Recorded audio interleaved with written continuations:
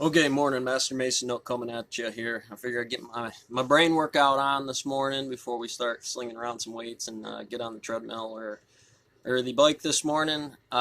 So this morning kind of hit one. I like the way Siri presents it to me. I've kind of built the algorithm the best I can by choosing correct things and separating YouTube pages into.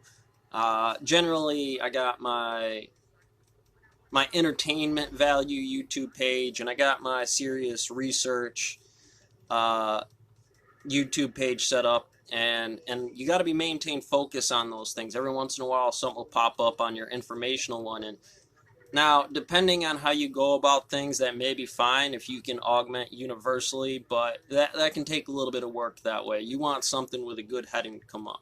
And this is something we're going to have to talk about. We're going to be touching on the rules of order, Robert's Rules of Order this morning. And basically, that helps you form a democracy or at least a sensible conversation. This doesn't necessarily need to be something that's parliament.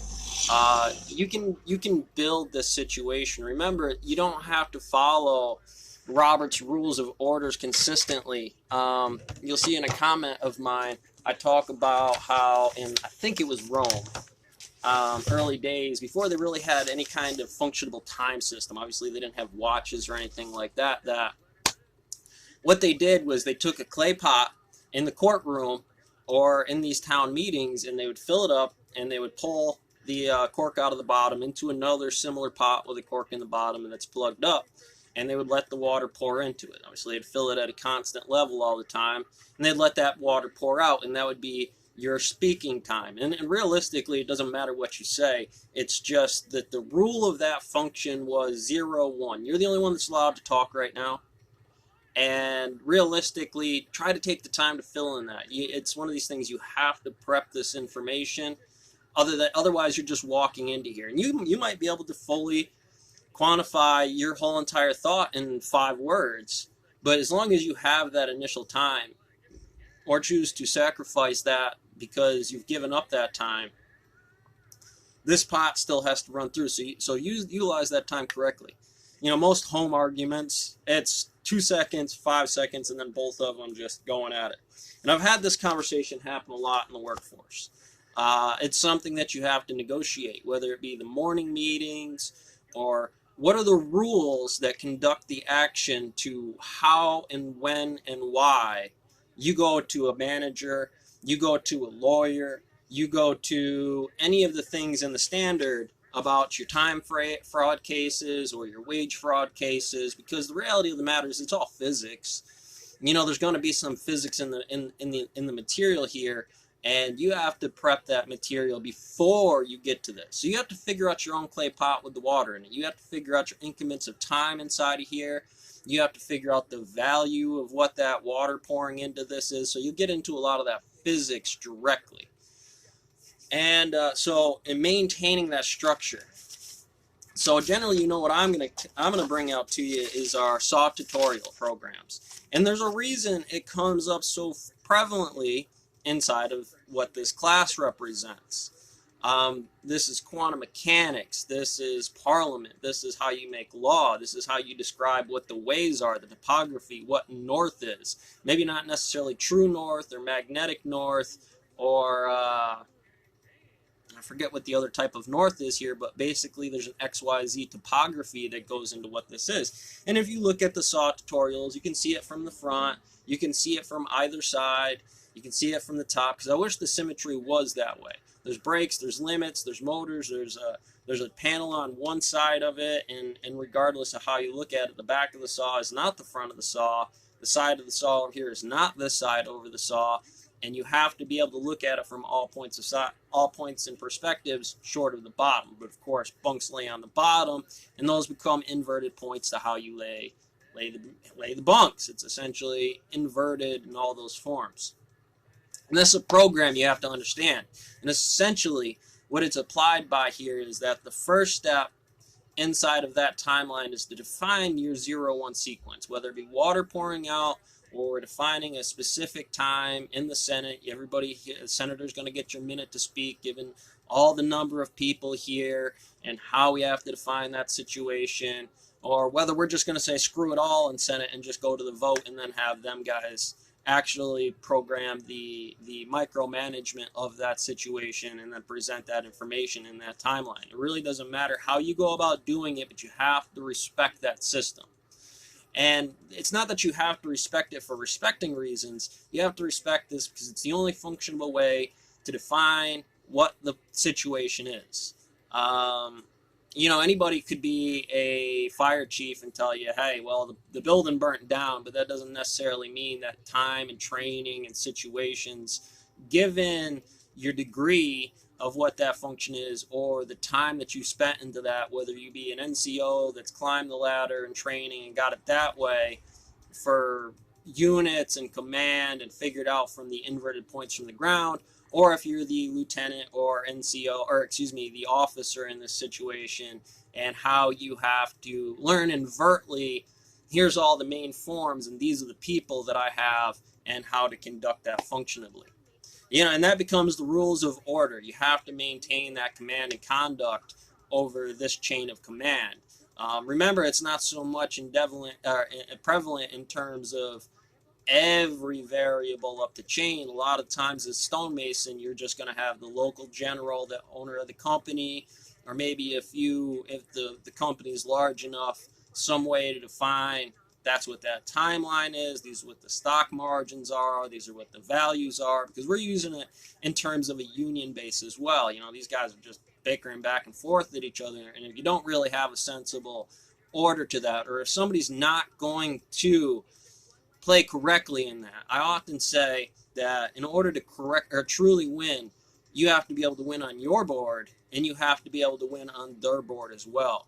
So if some union guy or some company is going to be like, well, you got to follow the rules and you just can't handle that, then it's fair to say that you honestly couldn't do it. That you couldn't find the negotiation of that physics in that proper direction and quantum operator to be able to function in here, whether it be cultures and languages or individual job tasks or any other systems inside of here. And essentially they become the same thing.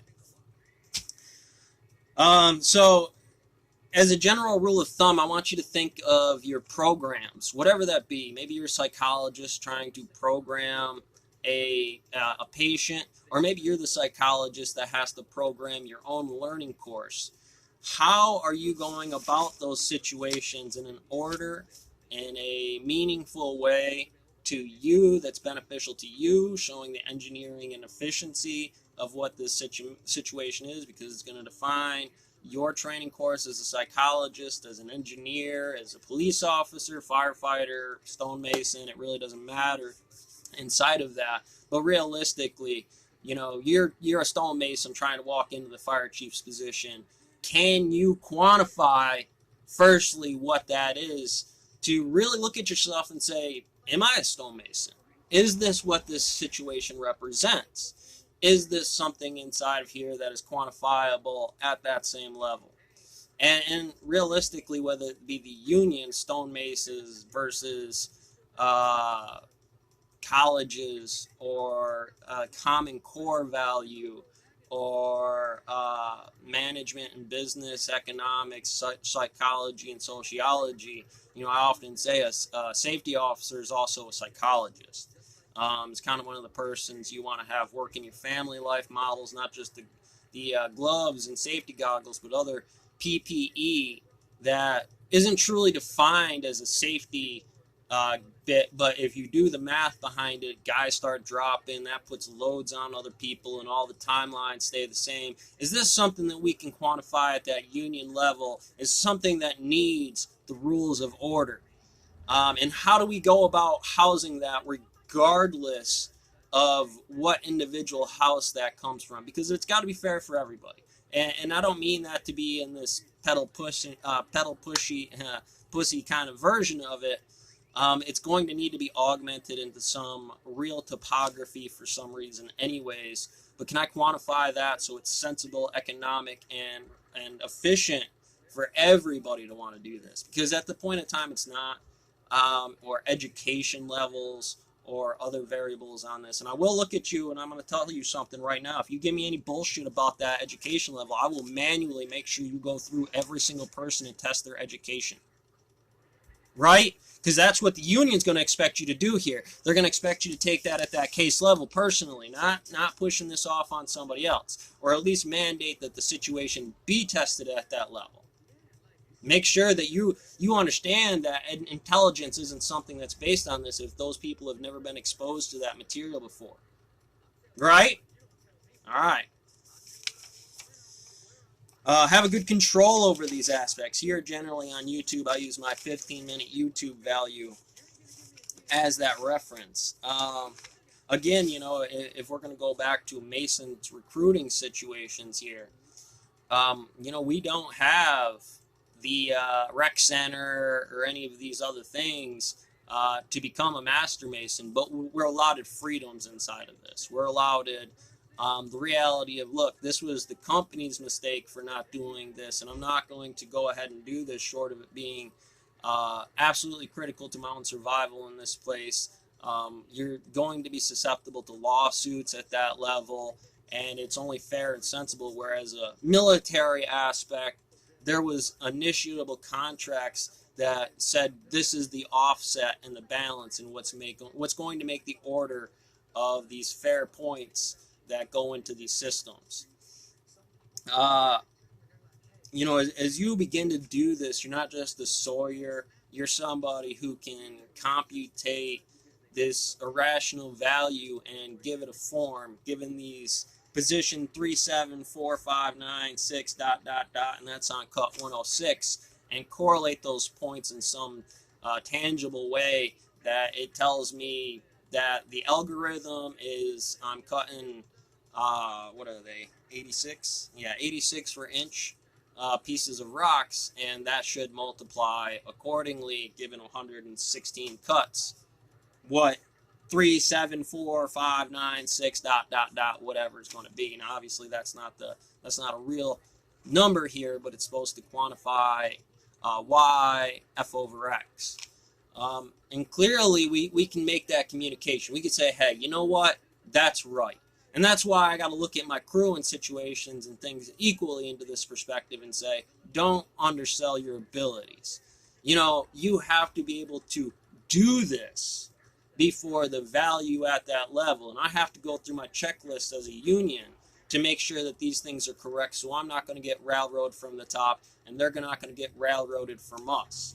And in that way, this becomes a much more fair setting. Now, the guy was talking about a logger or a forestry person that could do, that's really meant to do forestry, and why they're driving a truck given their resume and overqualification or underqualification, when the reality behind the matter is, you know, I don't necessarily need to do that. This person also has an equal choice in here to really define whether they should get paid that same value given their resume and what the total cost of truckings are, or the safety standards and the CDLs that are necessary, and the economics of the efficiency of the security forces and that ability. And of course, anything that we might have to, if it's going to go that way in the negotiation, new skills that augment this situation, so I'm getting more work out of them. It becomes fair at the value of a highly specialty forestry person, or that forestry person now becoming a truck driver. Tell me what the difference is, study to study. But the reality is that person's going to have to either augment the cost of their own life, so $1,300 to $1,000 or whatever the value may be, or invertly how this truck driver doing forestry and that other aspect has to know those skills, at least from a supervisor's position, so that they can take an apprentice and make sure that that's trained in that way. We're building a school in that matter, but you will be tested on that matter. All right, so we're running out of time here on the clay pot that pours water into the next clay pot. But essentially, landscapers maps and carpentry values are the same thing. It's a lot about the appropriate time. Some As a majority whole, I would assume carpentry jobs take larger day scales, short of what the union defines the books for these situations to be, for hammering and weed eating, and how much the calorie loads are or technical abilities are in this situation. Obviously, people live in houses, cutting grasses are large reciprocals. So, catch you on the next one.